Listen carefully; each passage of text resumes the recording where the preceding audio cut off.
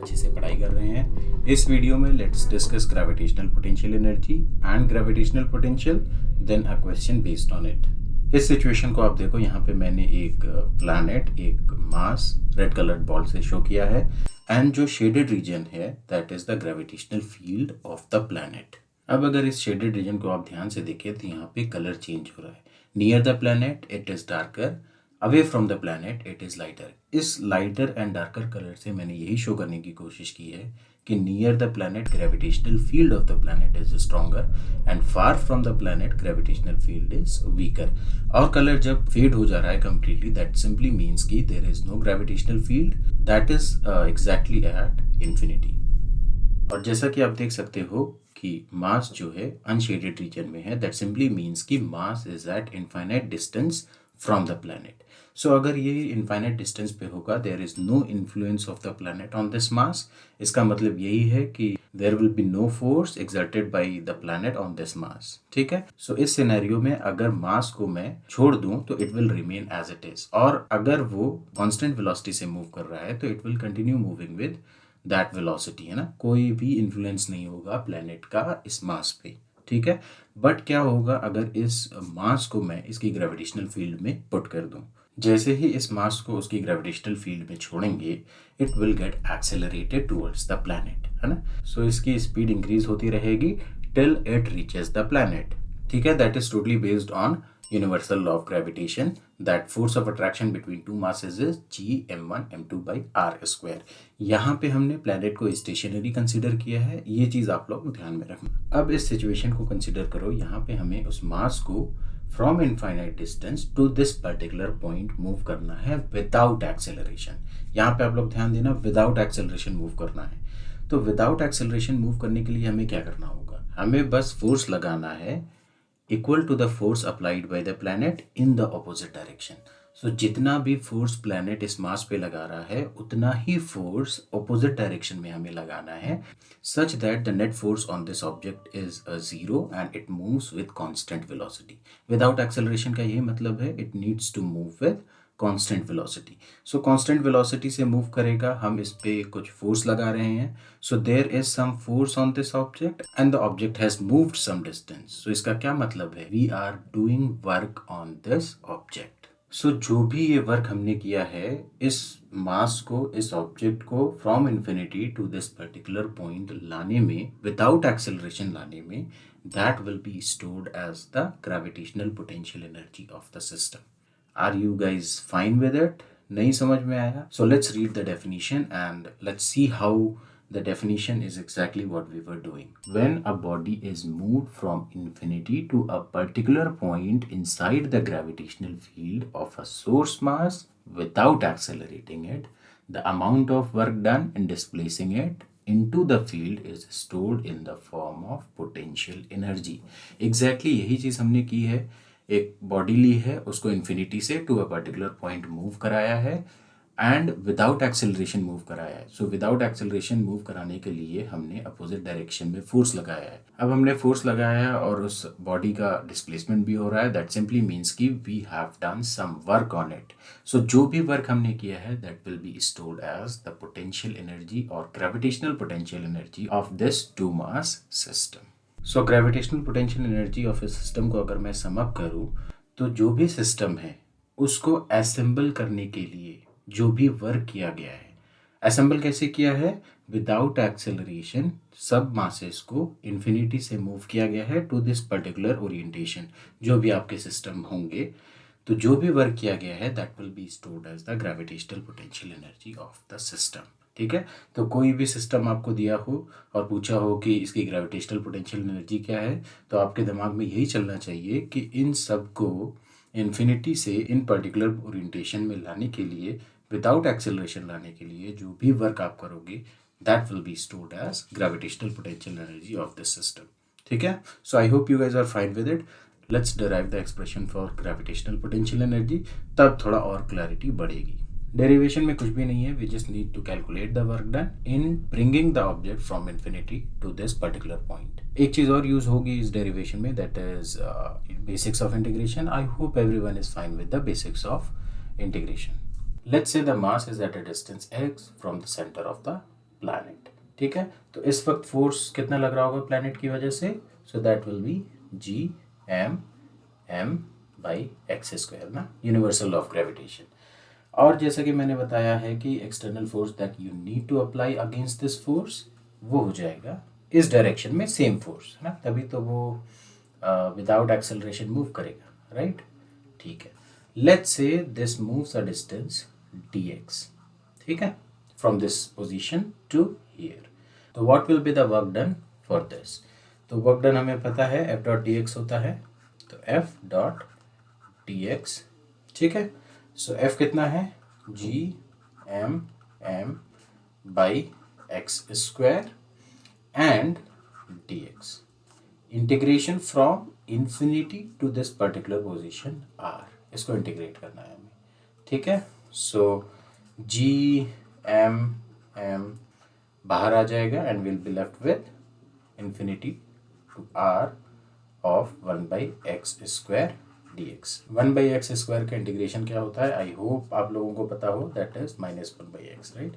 तो Gm bracket में -1 by x, integration from infinity to r, ठीक है। अब लिमिट्स पुट कर दो, तो Gm एज इट इज और अंदर आ जाएगा -1 by r minus of 1 by infinity, 1 by infinity is 0, right. तो वो टर्म खत्म हो जाएगा and will be left with Gm by r with a negative sign, ठीक है। So this will be the work done in moving the object from infinity to that particular distance r. और जैसा कि definition में है कि this must be equal to the potential energy of the system. तो potential energy क्या हो जाएगी, that will be minus Gm by r. So I hope everyone is fine with it. ये derivation आपको समझ में आ गया है, कुछ नहीं करना है, you just need to calculate the work done. Work done आपका calculate हो जाए तो that work done will be equal to the potential energy or gravitational potential energy of the system. Now since we are done with gravitational potential energy, let's talk about gravitational potential. तो gravitational potential बहुत ही simple है, you need to find the gravitational potential energy per unit mass. मतलब जो भी expression हमारा आया है -Gm by r, उस expression को small m से divide कर दो, तो you will be left with -Gm by r. That will be the gravitational potential of the planet at that particular point which is at a distance r. ठीक है, समझ में आया नहीं है, फिर से ग्रेविटेशनल पोटेंशियल एनर्जी जो है वो सिस्टम की है, system of 2 masses, it can be of more masses as well. इस केस में जो हमने डिराइव किया है वो सिस्टम ऑफ 2 मासेस है, तो gravitational potential energy is something that relates to both, मतलब दोनों का कंट्रीब्यूशन है इसमें, जैसा कि आपको एक्सप्रेशन में दिख रहा होगा -Gm बाई r। तो कैपिटल M जो है वो मास ऑफ द प्लैनेट है, स्मॉल m जो है वो मास ऑफ द ऑब्जेक्ट है। मान लो वी वांट समथिंग जिसमें कंट्रीब्यूशन सिर्फ प्लैनेट का हो, तो what we need to do, कुछ नहीं, बस स्मॉल m से डिवाइड कर दो एक्सप्रेशन को, so you will be left with -Gm by r। अब ये -Gm बाई r एक्सप्रेशन जो है that is the expression for gravitational potential, it represents only the potential of the planet, इसमें smaller mass का कोई भी contribution नहीं है, ठीक है। So I hope everyone is fine कि gravitational potential energy is -Gm by r and gravitational potential is -Gm by r. Gravitational potential energy is something that relates to both the masses, whereas gravitational potential is something that is a property only of one of the masses, in this case planet का। अब चलो question कर लेते हैं based on whatever we discussed. So यहाँ पे as you guys can see एक moon है, एक अर्थ है, और मून से अर्थ पे कुछ फेंका जा रहा है। तो question is what will be the minimum velocity with which the object must be thrown such that it reaches the earth. चलो वीडियो को पॉज करके you guys try it on your own. Hint मैं दे देता हूँ कि यहाँ पे velocity should be minimum, इस चीज़ को आप ध्यान में रख के सॉल्व करो। Let's see if you guys are able to do it.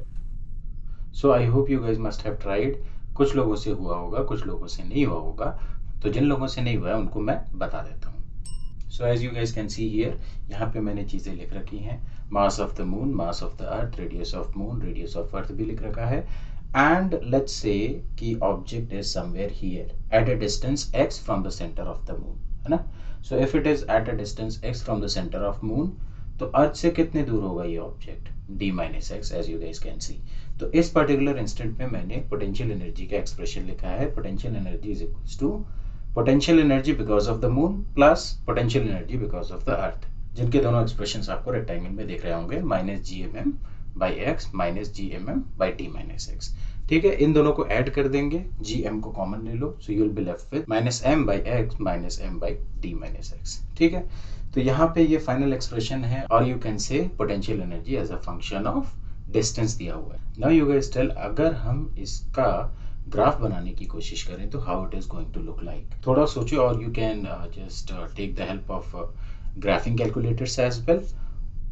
Graphic calculator पे हम टर्म बाय टर्म ग्राफ बना लेते हैं। So as you guys can see the blue graph जो है वो minus M M by x का है, whereas the green one is minus M E by D minus x. तो ये दोनों ग्राफ आपके इंडिविजुअल ग्राफ्स हैं, और इन दोनों को जब ऐड करोगे so the resulting graph is going to be the one that is shown by the orange colour. So ये ऑरेंज कलर वाला जो ग्राफ है that is the graph of the entire expression. So इस orange वाले graph के इस particular area को हम जूम करके इसको अच्छे से देखने की कोशिश करते हैं। Now as you guys can see, यहाँ पे मैंने पोटेंशियल एनर्जी वर्सेस एक्स का ग्राफ बना रखा है। एक्स क्या है, distance of the object from the centre of the moon. So hypothetically let's say कि ऑब्जेक्ट जो है from x is equals to 0 से इंक्रीज हो रहा है। x is equals to 0 means कि मून के सेंटर पे ऑब्जेक्ट है और वहां से उसका डिस्टेंस बढ़ना शुरू हुआ है। So as you guys can see, when x is equals to 0 the potential energy is tending to negative infinity. ठीक है, नेगेटिव इन्फिनिटी होगी, and as the distance x is increase potential energy is going to get increased, है ना, potential energy बढ़ती रहेगी। It will reach a point when the potential energy of the system is maximum. ये point बहुत important है, just take a note of this point. Now the potential energy is maximum, फिर अगर distance बढ़ाएंगे तो potential energy will again decrease. ठीक है, it will decrease, keep on decreasing till the object reaches the surface of the अर्थ। अब इस particular instant पे ये जो भी पोटेंशियल एनर्जी मैंने यहाँ पे रिप्रेजेंट की है that will be the potential energy of the system.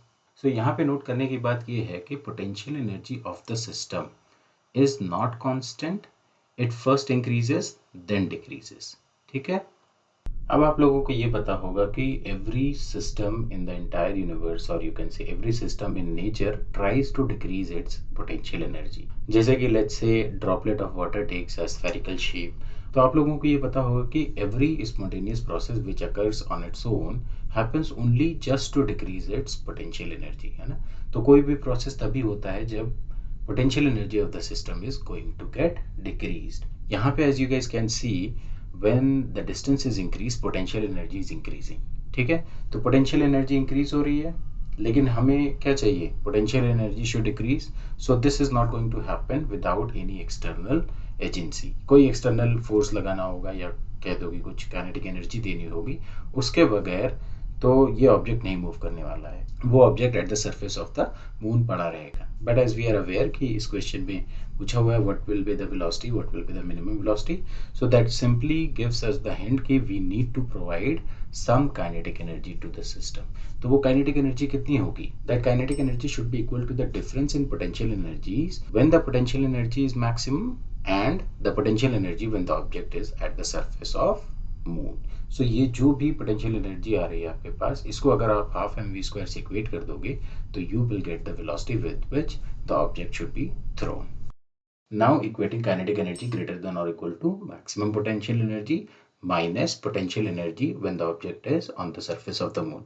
इस एक्सप्रेशन में maximum potential energy as well as potential energy when the object is on the surface of moon की वैल्यूज पुट करते ही we will get the value of minimum velocity.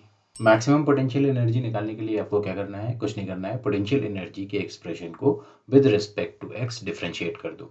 ठीक है, differentiate करते ही जो भी आपके पास एक्सप्रेशन आएगा उसको इक्वल्स टू 0 रख दो and then find the value of x. Whatever x you get that is the position where the potential energy is maximum, जो कि उस ग्राफ में मैक्सिमम आपको दिख रहा था। सो उस एक्स की वैल्यू को आप पोटेंशियल एनर्जी के एक्सप्रेशन में रख दोगे। So whatever potential energy you will get that will be the maximum potential energy. And potential energy when the object is on moon, ये बहुत सिंपल है, minus G M M by R minus G M e m by d minus r. Now P max and Pe when the object is on moon इन दोनों की values इस expression में रखने के बाद सब्ट्रैक्शन करने के बाद you will get the value of minimum velocity which I have written here. आप इसे देख सकते हो और you guys can do it on your own. थोड़ा सा मैथमेटिक्स या कह लो कि आपकी प्रॉब्लम सॉल्विंग इंप्रूव हो जाएगी। सो गाइज आप लोग इत्मीनान से इसकी वैल्यू निकाल लेना minimum velocity and tell me the final answer in the comment. So यहाँ पे आपने ऑब्जर्व किया होगा कि मैंने इस सॉल्यूशन को यहाँ पे शो नहीं किया इस वीडियो में। द रीज़न बीइंग यहाँ पे moon as well as earth मैंने लिया था। बट फॉर यू गाइज अगर आपके एग्जाम में कभी भी ये क्वेश्चन आएगा या इसी कॉन्सेप्ट पे बेस्ड क्वेश्चन आएगा तो they are not going to take moon और अर्थ।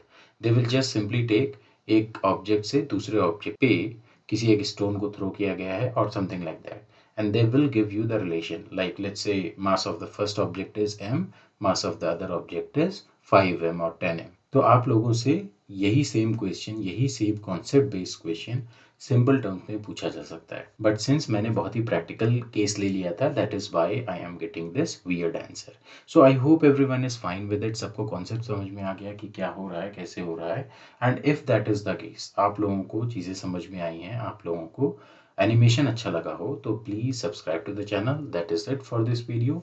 सी you in the next class, see you in the next video. तब तक के लिए everyone take care, have fun, keep learning.